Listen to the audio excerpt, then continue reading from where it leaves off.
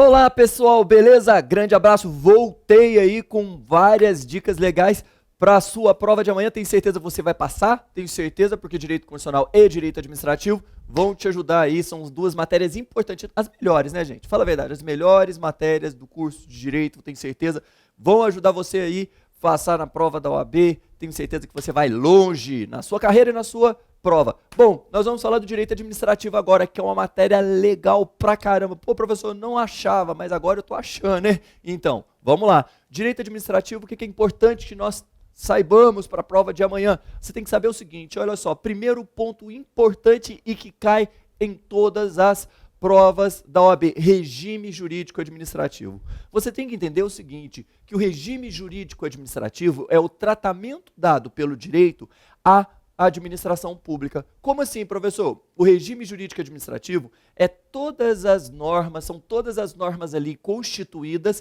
que dão um tratamento diferenciado para a administração, levando-se em conta a finalidade dela. Qual é a finalidade da administração? A busca pelo interesse público. Se a administração ela busca o interesse público, lógico, ela precisa de quê? De um tratamento diferenciado para ela não se igualar a um particular.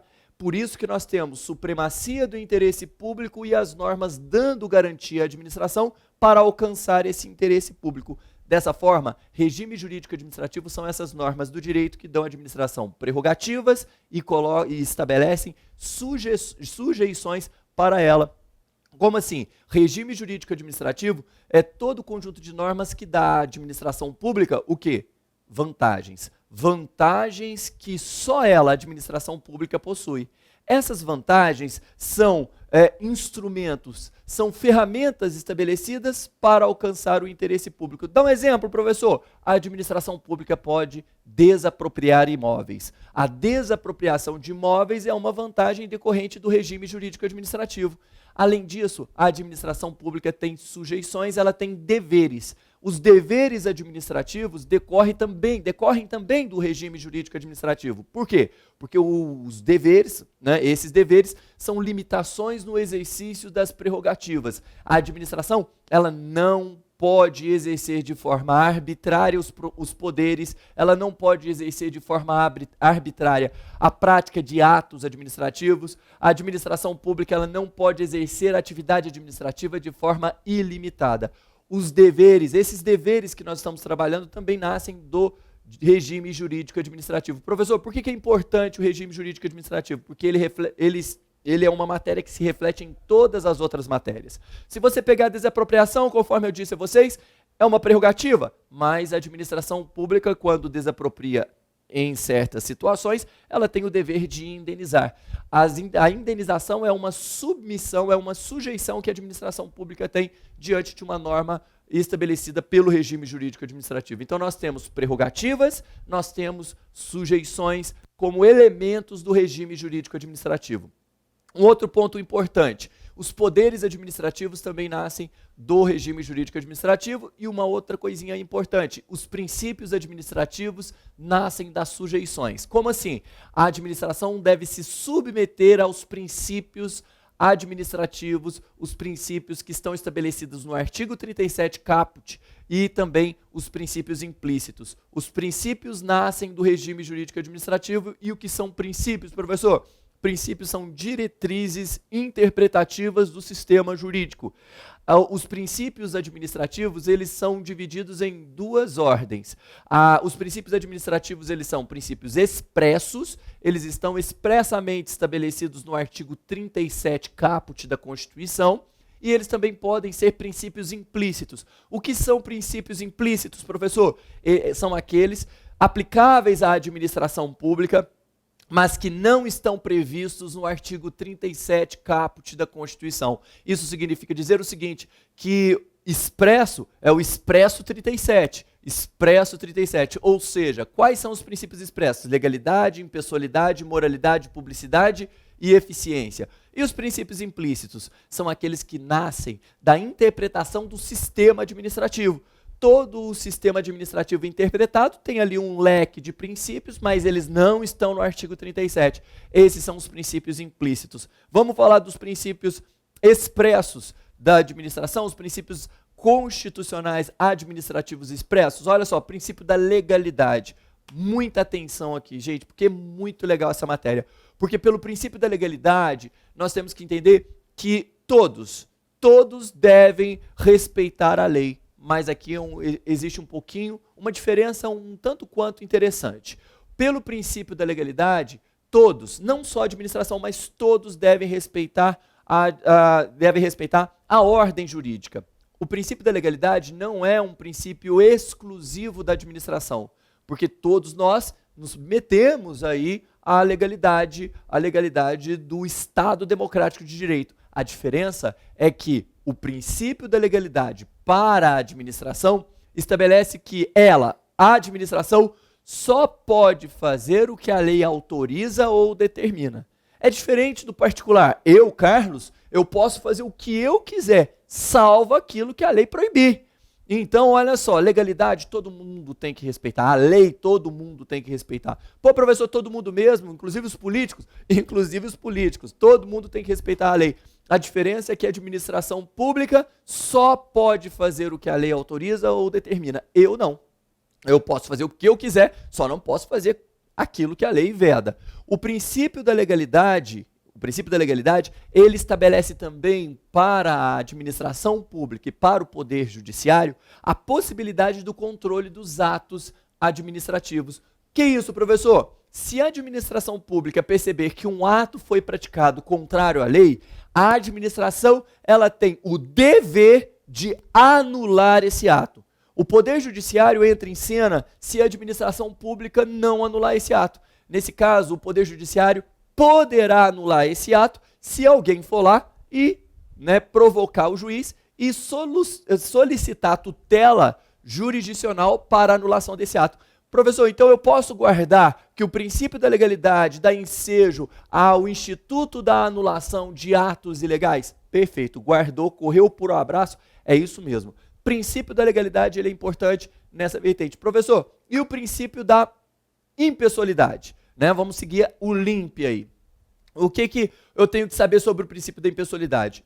Olha só, guarda uma acepção bem interessante sobre a impessoalidade.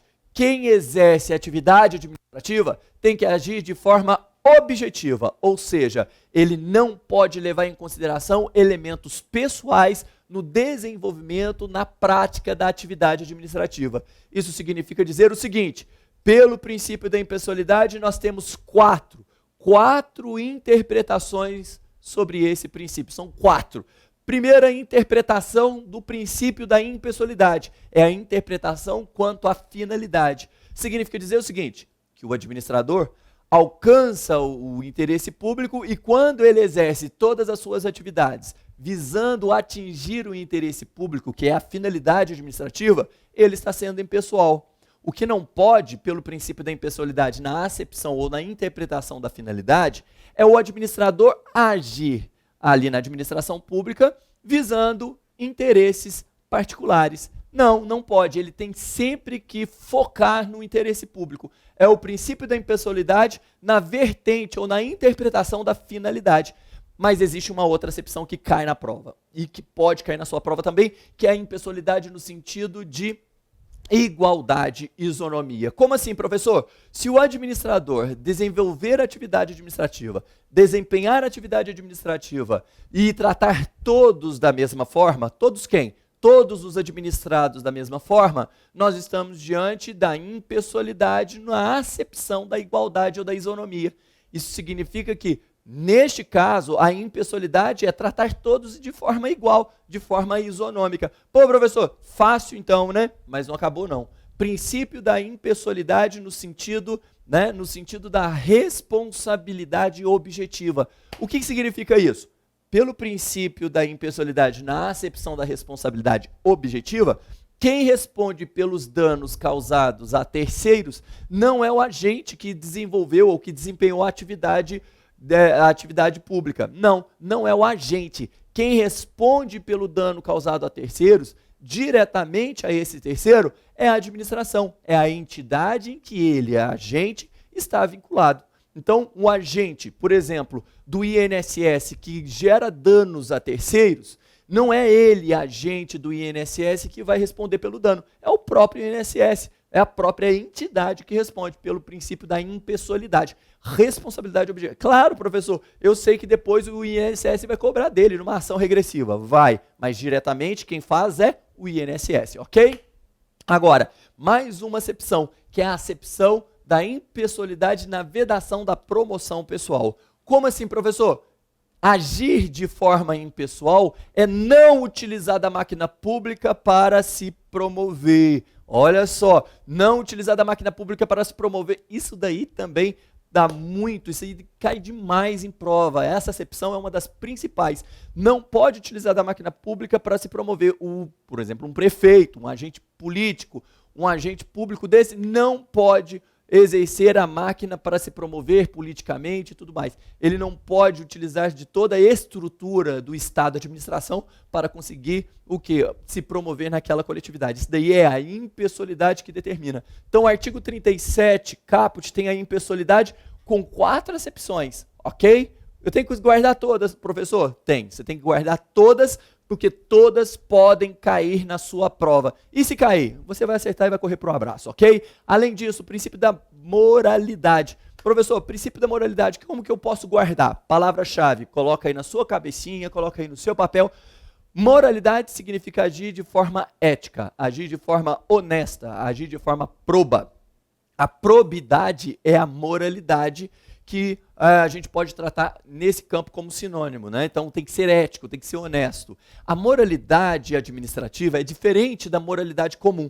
Por quê, professor? Porque a moralidade comum é aquela moralidade do dia a dia. É o sentimento que você tem perante os demais administrados no agir de forma correta em sociedade. É a moralidade comum. É a moralidade que eu tenho, que o Marcelo tem, que todos nós temos na interpretação do que é agir de forma certa. Né? Então é a moralidade comum do dia a dia. A moralidade administrativa é aquele sentimento que nós temos frente a quê? Ao bom administrador. A moralidade administrativa é aquele sentimento que nós temos do administrador que age sempre visando o bem da coletividade.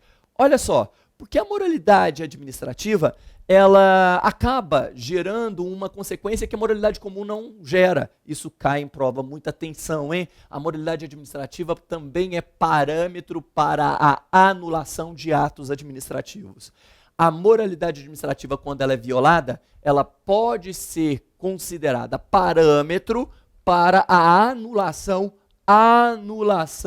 de atos administrativos. Pô, professor, sério? Sério. Dá um exemplo aí bem legal, professor. Olha só.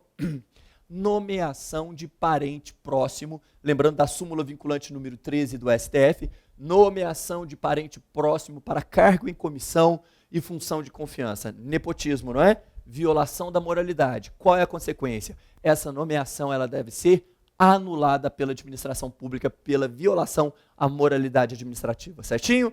Moralidade, impessoalidade, legalidade. E a publicidade, professor? A publicidade administrativa ela é muito interessante. Por quê? Porque demonstra o dever de tornar transparente os atos administrativos. Tornar a administração pública transparente. Publicidade é permitir que as pessoas possam avaliar ou analisar os atos praticados pela administração, as atividades praticadas pela administração. Nesse caso, a publicidade ela não se confunde com publicação, é uma questão também que vem caindo, eles vêm perguntando, diferença de publicidade e publicação. Publicidade é tornar transparente, é você permitir que o outro tome conhecimento.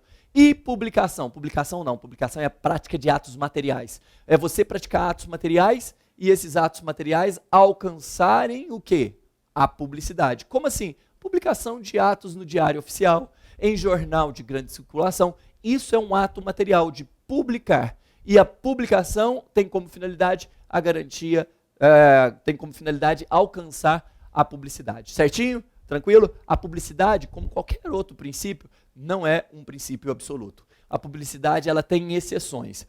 Haverá sigilo nos atos administrativos, isso é importante, haverá sigilo nos atos administrativos quando esses atos administrativos puderem atingir o interesse coletivo, puderem atingir a segurança nacional ou a intimidade de alguém.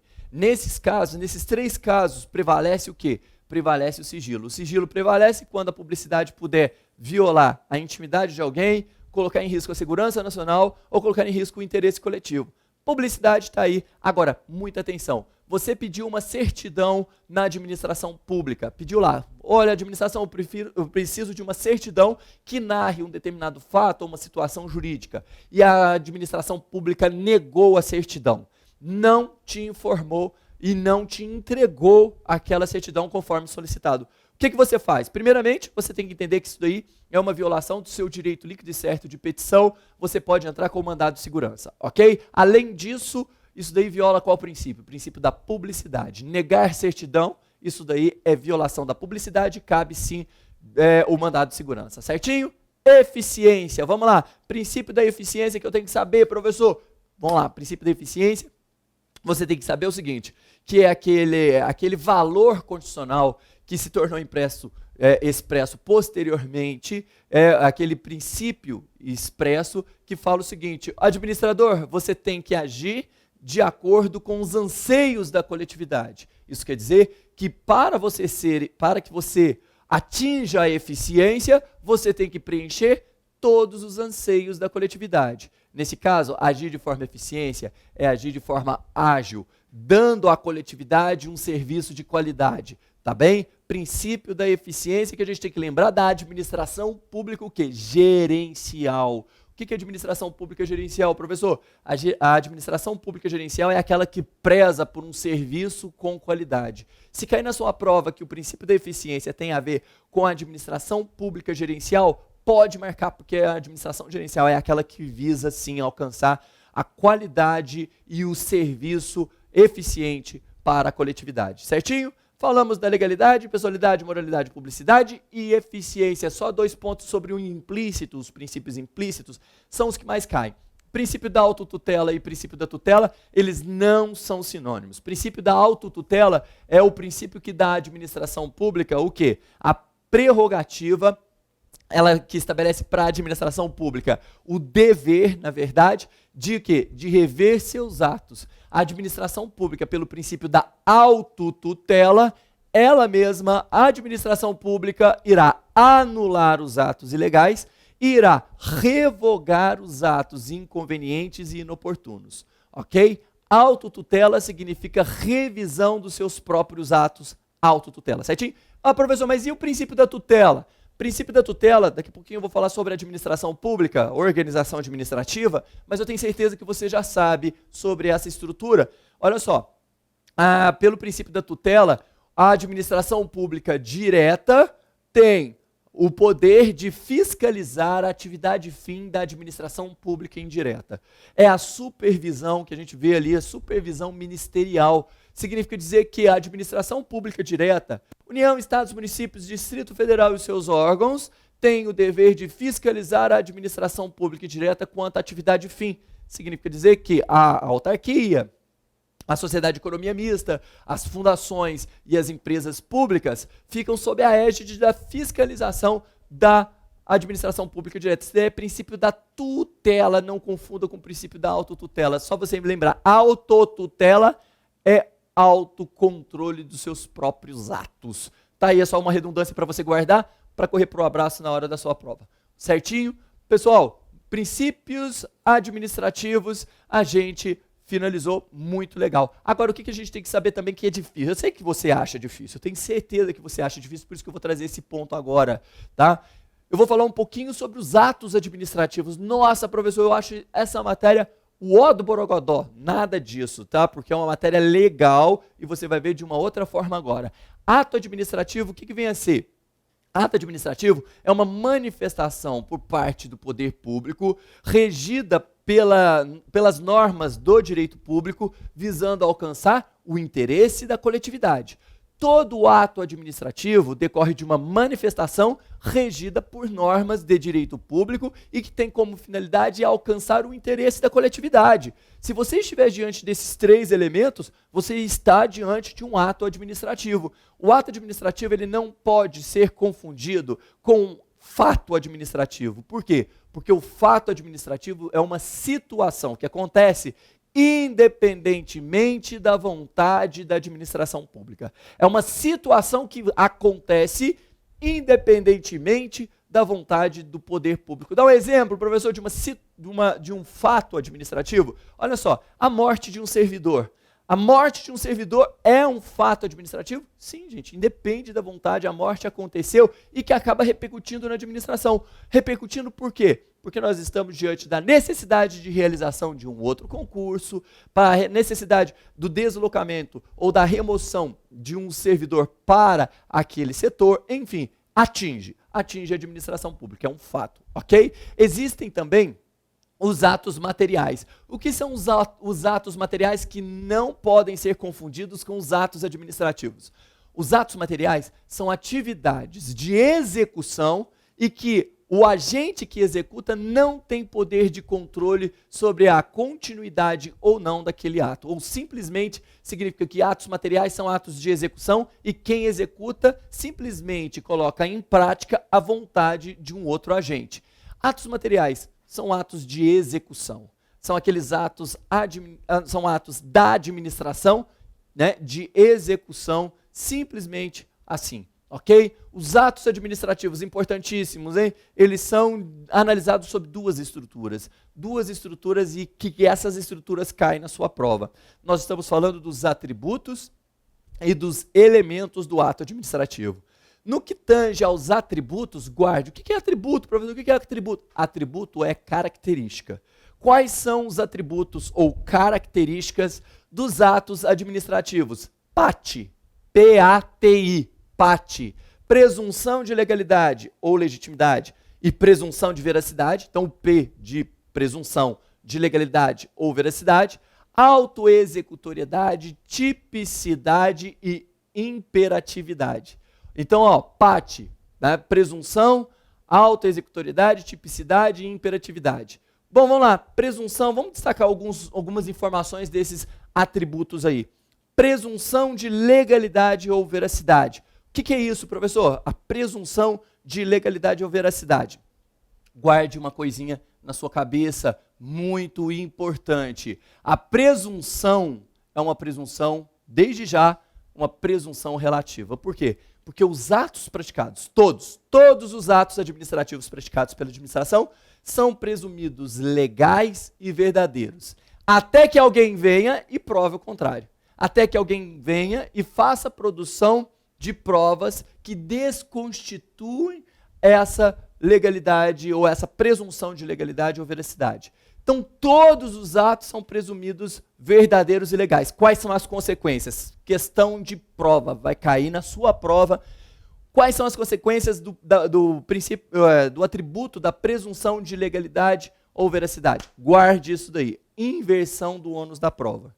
Inversão do ônus da prova por quê? Porque não é a administração pública que deve provar que o ato é legal ou que o ato é verdadeiro. É o destinatário do ato que deve provar que o ato é ilegal ou que os fatos alegados não são verdadeiros. Professor, dá um exemplo dessa questão de veracidade de fato e de legalidade, que às vezes cai isso na minha prova, eu falo assim, meu Deus, o que é isso? O que eu faço? Calma lá, vamos lá. A presunção de legalidade significa dizer que o ato praticado está de acordo com a ordem jurídica. É uma presunção que o ato praticado pela administração, o ato administrativo praticado, está de acordo com a Constituição, ou Constituição, com a lei, enfim, com a ordem jurídica, certinho? Agora, presunção de veracidade dos fatos significa dizer que as razões apresentadas para a prática daquele ato são fatos que realmente aconteceram. Os fatos apresentados para a prática são fatos que realmente aconteceram. Professor, então eu tenho que diferenciar, não é verdade? Eu tenho que diferenciar essa presunção de legalidade para essa presunção de veracidade. Claro, claro que sim. Apesar de que, se você conseguir provar, destinatário do ato, que o ato é ilegal ou que os fatos não existiram, né, nesse caso, o ato tem que ser invalidado. Presunção de legalidade, presunção de veracidade. Além disso, professor, qual outra informação que é importante?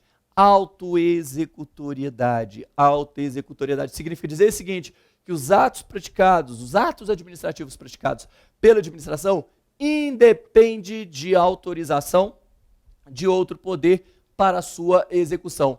Autoexecutoriedade significa que a própria administração irá executar os atos administrativos produzidos por ela. Agora, cuidado, diferentemente da presunção de legalidade, veracidade, a autoexecutoriedade, ela é o quê? Ela está presente em todos os atos? Não. Nem todos os atos têm ou possuem autoexecutoriedade.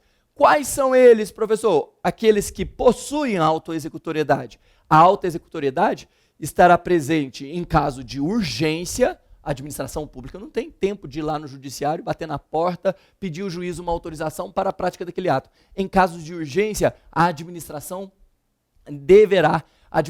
irá executar por ela mesma esse ato administrativo. Só nesse caso? Não. A autoexecutoriedade também estará presente em alguns atos administrativos quando a lei assim estabelecer. Quando a lei estabelecer a autoexecutoriedade para determinados atos, quando a lei estabelecer essa autoexecutoriedade, nesse caso, também a autoexecutoriedade estará presente. Tipicidade, professor, a tipicidade que a gente tira lá dos livros de Maria Silvia Zanella de Pietro, que despencam nas provas aí, nas provas da OAB, a tipicidade significa que o ato administrativo deve ser praticado de acordo com a ordem jurídica. Ou seja, não pode a administração pública praticar qualquer ato administrativo. Ela tem que praticar ato administrativo de acordo com a ordem jurídica.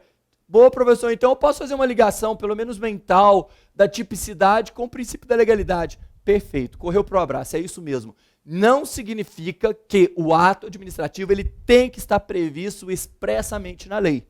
Não é isso. Ele tem que estar embasado em uma lei, em uma ordem jurídica, em um princípio, ou seja, ele tem que ter uma base normativa jurídica para a sua prática, certinho? Ufa, PAT, P-A-T, falta o I, professor. Imperatividade. O que é essa imperatividade do ato administrativo? Imperatividade do ato administrativo significa que o ato administrativo, ele, ao ser praticado, ele será executado independentemente da concordância do destinatário. Ah, professor, a imperatividade significa essa imposição do Estado da administração sobre o destinatário do ato? É isso mesmo. Independentemente da concordância do destinatário, independentemente da concordância daquele que está recebendo o ato será executado, o ato será aplicado. Pô, professor, então a PATI, PAT, claro que isso daí são informações importantes que realmente caem na sua prova. Agora, e os elementos? E os elementos do ato administrativo? Elementos ou requisitos? Competência, finalidade, forma, motivo e objeto. Competência, finalidade, forma, motivo e objeto são os elementos do ato administrativo. Competência, para que o ato administrativo seja válido, ele deverá ser praticado por um agente atuando em nome do Estado e que tenha atribuições para a prática daquele ato. São duas acepções que a gente tem que olhar para verificar se o ato foi praticado pelo agente competente. Se o agente está atuando em nome do Estado, administração, e também, não é nem um ou, é um e, se ele está atuando em nome do Estado, administração, e se ele possui atribuições legais para a prática daquele ato. Nós temos que olhar esses dois pontos, porque não basta agir em nome da administração. Tem que ter atribuições para o preenchimento da competência, que é o primeiro elemento ou requisito. Certinho? Finalidade. Competência foi o primeiro, finalidade. Significa dizer que o ato administrativo ele tem que ser praticado visando alcançar o interesse público. Não só isso, que cada ato administrativo ele tem uma finalidade específica. Se você pegar um determinado ato, você sabe que aquele ato não só deve alcançar o interesse da coletividade, mas ato administrativo, ele tem uma finalidade específica. Para que serve aquilo? E essa finalidade deve ser respeitada. Olha só que legal, gente. Pode cair na sua prova a seguinte situação. Muita atenção. Imagina só um determinado servidor que tenha praticado uma falta funcional. O servidor está ali, praticou uma falta funcional e o seu superior hierárquico, ao invés de abrir um processo administrativo ou apurar os fatos, o superior hierárquico, utilizou da remoção do servidor para uma outra localidade, como forma de punição. Falou, você errou, praticou uma falta funcional aqui, então agora você vai sofrer as consequências. Imagina que ele tenha feito o seguinte, então sofreu as consequências, quais são as consequências? Remoção. Remove o servidor dali para uma outra localidade como forma de punição. Olha só, nós estamos violando o quê? A finalidade do ato remoção, porque a remoção não é um mecanismo de punição do agente, não é um mecanismo de punição. A remoção serve para reorganizar a estrutura administrativa do Estado. Então, nesse caso, a remoção serve para melhorar a qualidade do serviço e a remoção do servidor não serve para punição. Então, muita atenção. Se utilizar a remoção como forma de punição, isso daí é sim violação do princípio, o princípio não só do princípio da finalidade, mas como também do elemento finalidade que está lá, o elemento do ato administrativo. O ato administrativo ele se torna inválido, certinho? Não pode utilizar a remoção para essa finalidade. Competência, finalidade e forma. Forma significa o quê, professor? A forma significa a materialização do ato. Como assim? Como que o ato é apresentado no plano real? Né? Então, todos os atos eles têm uma forma de se apresentar. Em regra, os atos administrativos, eles são atos o quê? Os atos são escritos, porque a forma escrita garante maior segurança. Mas, atenção, nós temos inúmeros atos que não são escritos na administração. Existem inúmeros atos administrativos não escritos. Nesse caso, você tem que guardar que esses atos não escritos são exceções. Nós temos atos simbólicos, nós temos atos gestuais, tudo isso são atos administrativos. Semáforo que muda de cor ali, ó, verdinho, laranja, vermelho, tudo aquilo ali são atos administrativos simbólicos, né? Nós temos os policiais que fazem gestos. Os policiais são agentes de trânsito, agentes atuando em nome do poder público, em nome do Estado. São atos administrativos, certinho? Guarda isso daí, corre para o abraço na sua prova. Motivo e objeto. O que a gente tem que saber sobre motivo? Motivo são as razões para a prática do ato. Motivo são todas as razões, são todos o fundamento apresentado para a prática do ato. E o objeto são as consequências que o ato gera, né, que o ato administrativo gera no plano prático, no plano jurídico. São as consequências. Palavra-chave, motivo, razões. Razões de fato e de direito. Motivo, razões de fato e de direito. E objeto, consequências do ato no plano real, no plano jurídico. Guarde isso daí. Motivo e objeto são importantíssimos. Professor, eu tenho uma dúvida muito interessante. Qual que é a diferença de motivo e motivação? Porque eu fico louco quando eu pego uma questão que cai esse ponto. Não vai ficar louco não, tá? Não vai ficar louco de jeito nenhum, porque ainda tem a segunda fase da OAB, né? Professor, depois da segunda fase eu posso ficar louco? Não, aí você tem a sua carreira. Tudo bem que na carreira muitas vezes tem muita gente doida, mas você não vai ficar louco em momento algum. O que é motivo e motivação? Qual que é a diferença, professor? Fala pra gente aí. Motivo, conforme eu já disse, são as razões. Motivação é a fundamentação apresentada. Todos os atos têm um motivo. Todo ato praticado tem um motivo. A motivação são as razões apresentadas para a prática desse ato. É diferente, professor? Sim. Motivação é o porquê da prática do ato e o motivo são, né, o porquê apresentado. Né? Motivação é o porquê apresentado, é a fundamentação, é como foi justificada a prática do ato. Isso é a motivação. Motivos são essas razões que acontecem. São razões de fato e de direito que dão origem à prática do ato. Qual a consequência disso? Teoria dos motivos determinantes. A teoria dos motivos determinantes, nossa, cai pra caramba. Teoria dos motivos determinantes você tem que guardar porque é uma forma de controle do ato administrativo. Teoria dos motivos determinantes significa dizer o seguinte, que o ato administrativo praticado apresentando uma fundamentação inexistente ou situações fáticas ou jurídicas que não são verdadeiras, o ato também será considerado inválido. Imagina só, se um ato é praticado e o agente, ao praticar esse ato, ele apresenta uma fundamentação falsa, o ato será invalidado. Teoria dos motivos determinantes. Professor, então a teoria dos motivos determinantes também é uma forma de controle do ato administrativo? Claro que sim. Atenção, a teoria dos motivos determinantes, ela tem aplicabilidade em relação aos atos discricionários e os atos vinculados. Professor, qual que é a diferença disso? Ato vinculado e ato discricionário. O ato vinculado, vamos começar por aí, é aquele ato em que a administração deve praticar no formato ou na linha estabelecida pela lei.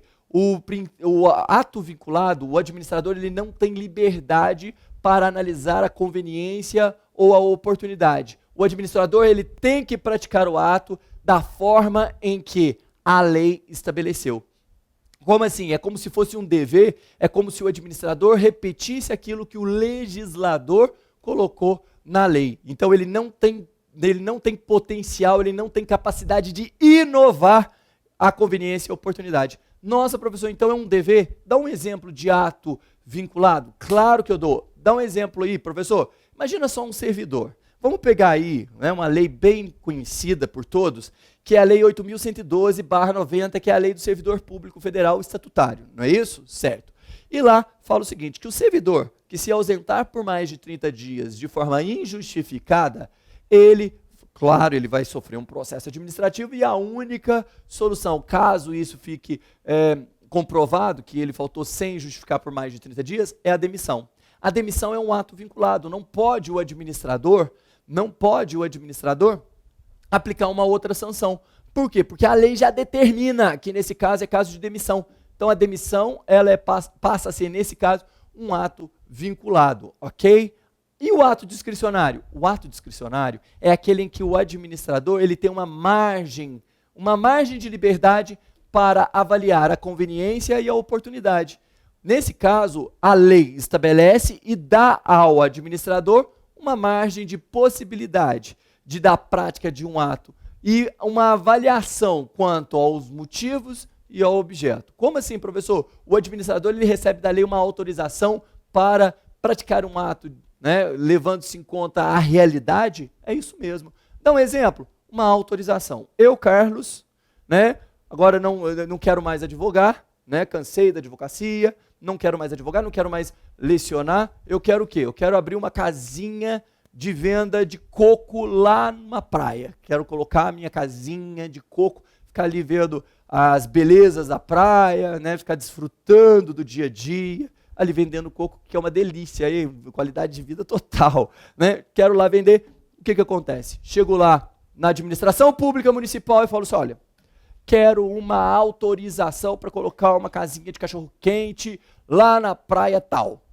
A administração pública vai falar, não vou porque não é conveniente, não é oportuna a colocação desse tipo de atividade naquele local.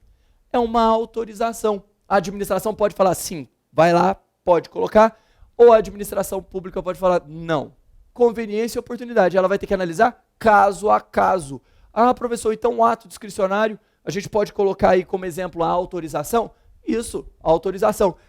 Então, outro exemplo de ato vinculado, a licença. A licença também é um ato vinculado. Se eu preencho os requisitos para a concessão da licença, eu tenho, então, o direito a essa licença.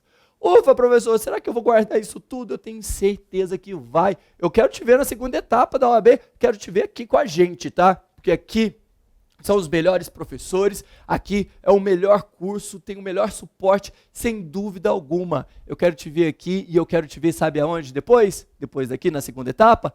Lá na OAB. Eu quero te ver advogando e eu vou te chamar assim de o colega doutor, né? E você vai sair muito bem. Eu tenho certeza, estou passando aquela energia para você, aquela energia que você está recebendo aí, vai passar lá amanhã e vai falar o seguinte, nossa, e se cair uma questão que eu não souber responder?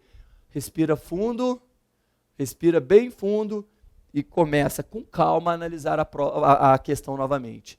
Nada de desespero. Sabe aquela questão, quando cai uma questão, cai aquela pergunta, você fala assim, nossa, o que eu faço agora? Respira, toma um ar bem legal, recebe as energias, fala assim, o professor Carlos falou que eu sei, então eu vou rever essa questão e eu vou acertar. Então pensa dessa forma que eu estou sentindo que a sua aprovação está pertinho. A tua prova vai ser uma prova de acordo com aquilo que você sabe. Olha só, estou falando, hein? Pensa dessa forma, tá, gente? Eu vejo muitos alunos falando assim, eu vou para a prova e se cair uma coisa que eu não sei. Pensa de uma outra forma, e se eu for para a prova e cair tudo que eu souber? É correr para o abraço, meu filho. Segunda etapa aí, junto com a gente, junto com a sua aprovação. Ok? Então eu estou torcendo muito, deixando aqui uma energia positiva para vocês. Aproveite, os professores são maravilhosos, aproveite o curso, que é um curso muito, muito bom, melhor curso do país, sem dúvida alguma, tá? Deixando aquele forte abraço, e um grande beijo no coração de todo mundo. Tchauzinho e sucesso para você. Força! Tchau!